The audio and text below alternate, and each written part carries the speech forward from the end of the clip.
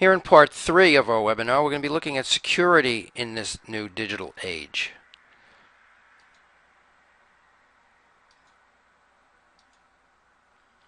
So rule number 1 as it pertains to privacy and security while surfing the internet, assume that there is no privacy.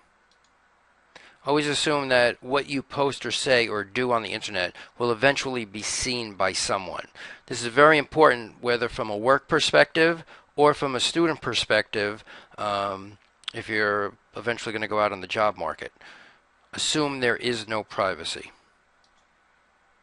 One of the first things that you can do to see how vulnerable your home office computer system is to being hacked is to run the Shields Up software scan. If you go to this bottom link, grc.com, it'll bring you to a website from Gibson Research where you'll be able to click into what's known as the Shields Up security software application. And you can see how secure your personal system is. One very important area of our security, whether it be on the computer, our mobile devices, or even going to the bank to pull out money from an ATM, is something referred to as multi-factor authentication. There are 3 aspects that make any online or on-site digital area secure. Something you know, something you have, or something you are. So something you know may be something as simple as a password or not so simple. Something you have may be a smart card, okay, an ATM card, or some of these newer devices known as tokens. And something you are can represent a fingerprint or other biometric recognition. So these are referred to as multi-factor forms of authentication. The more layers we have, either 1, 2, or 2 and 3, okay, makes that area of our digital lifestyle that much more secure. Another very important area of our security and privacy in our digital lifestyle is broadband security.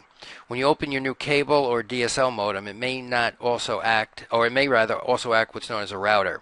So when you get a cable modem from your service providers such as Cablevision, Time Warner, Verizon, etc., it may or may not also double as a router. You need to find that out. If it's only acting as a modem, then I would strongly suggest that you go and do some research on getting an internet router as a physical layer of security between you and the outside internet.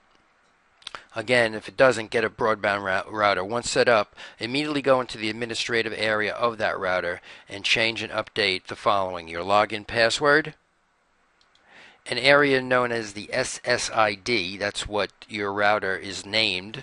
So for example, there are tons and tons of Linksys routers purchased, and most people, especially a few years back, didn't even know how to do this changing of security issues. So when you were looking for a Wi-Fi connection, many times you would just see Linksys all over the place. That's changed, but it's still there. You need to change it if you're listening to this webinar. And also you need to update the data encryption utilized. By default, your router may not have any data encryption utilized. Now there are some links here that I would suggest you write down, either from Steve Gibson, Microsoft, and tips for using Wi-Fi securely. One of the areas you need to be concerned about for encrypting your data is known as WPA2. And there are other factors that go into that, but this is a good starting place for WPA2. Recently, at the end of 2011 and here in early 2012, if you have a modem, a router that has a button on front to help you quickly access and set up the security, you need to also do some research on that, because these buttons for rapid security setup have a big hole in them. So you need to be aware of that. Again, keep track of these links at the bottom of the screen. When setting up your data encryption, use the following settings. Again, WPA2 along with AES settings. Again, I'm not going to go into detail. That's beyond the parameter of this webinar right now. But if you write that down and Google those terms, it'll give you some understanding when you research how to set up your broadband router in a secure fashion.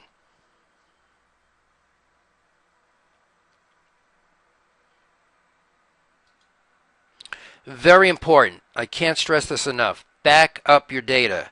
This may be the most important but overlooked computer and internet activity. Back it up. One of the pieces of software that I use is a piece of software known as FileBack PC. You see the link there. You could just Google FileBack PC into your computer web browser, and you'll come up with the link to download this piece of software. Now, this is a very complex piece of software if you want it. If not, you can make it as simple as you want. So I use some of the features. I don't use all of the features, but I do back up on a regular basis.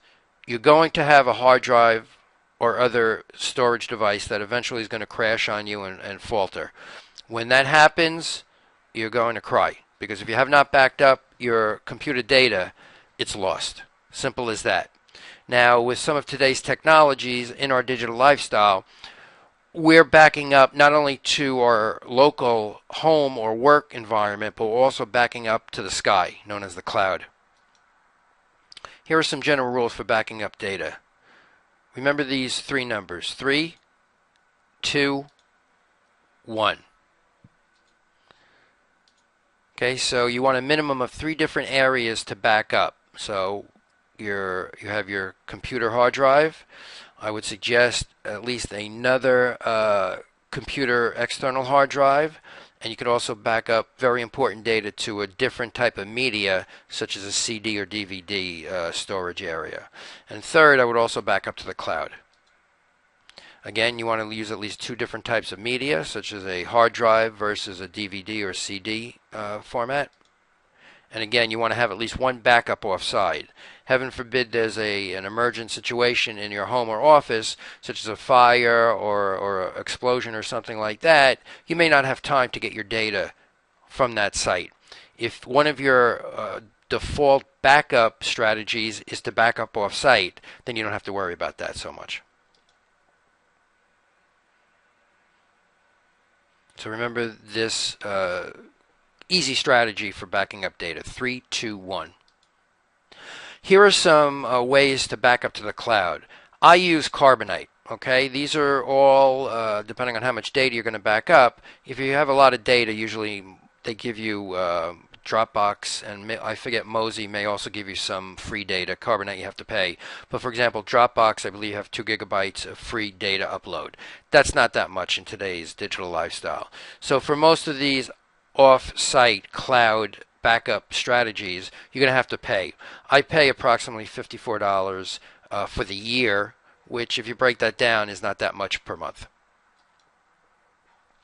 Another area that we have to be concerned about is that of mobile security. Okay, we have all these devices now. On the left we have a Verizon device running Android. On the right we have the Apple iPhone and iPod Touch devices. Okay, these are opening us up to other forms of security and privacy issues.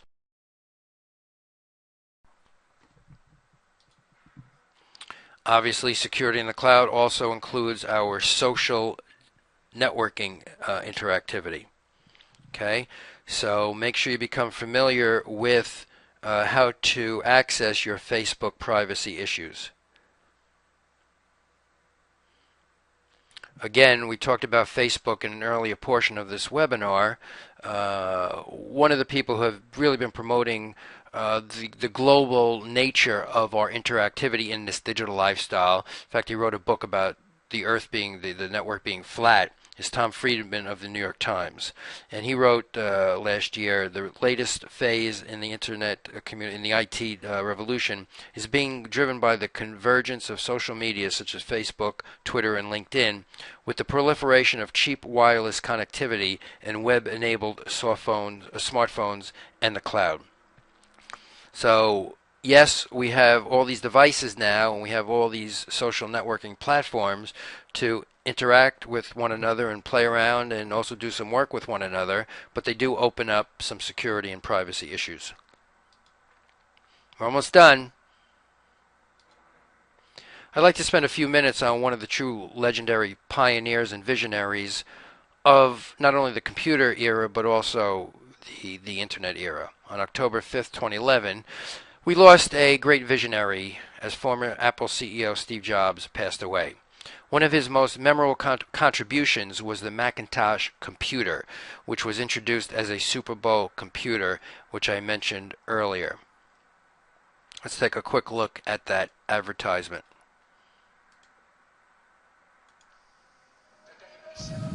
Today we celebrate the first glorious anniversary of the information purification directives.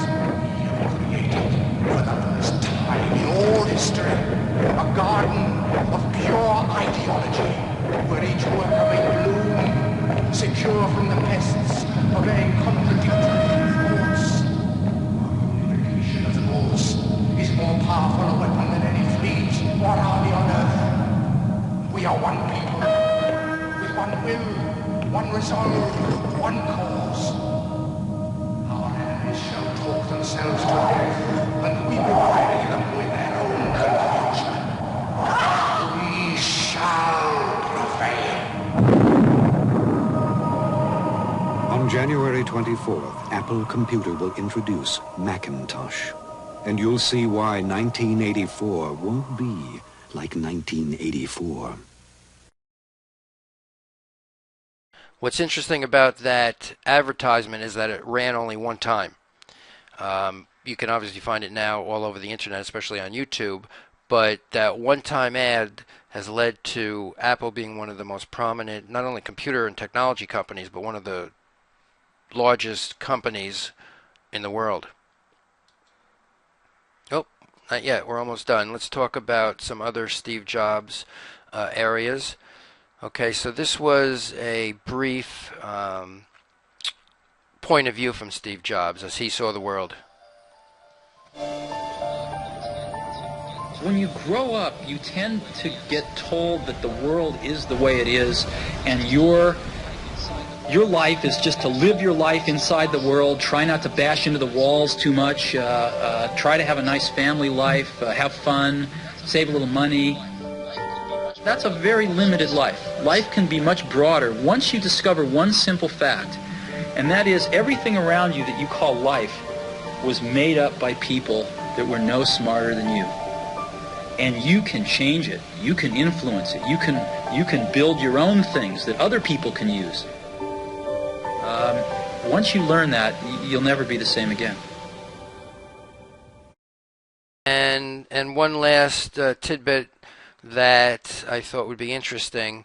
There was a very prominent Apple commercial back in the 1990s narrated by Richard Dreyfuss that you may have seen.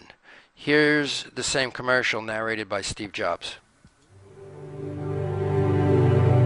Here's to the crazy ones, the misfits, the rebels, the troublemakers, the round pegs in the square holes, the ones who see things differently. They're not fond of rules, and they have no respect for the status quo. You can quote them, disagree with them, glorify or vilify them. About the only thing you can't do is ignore them, because they change things. They push the human race forward. While some may see them as the crazy ones, we see genius. Because the people who are crazy enough to think they can change the world are the ones who do.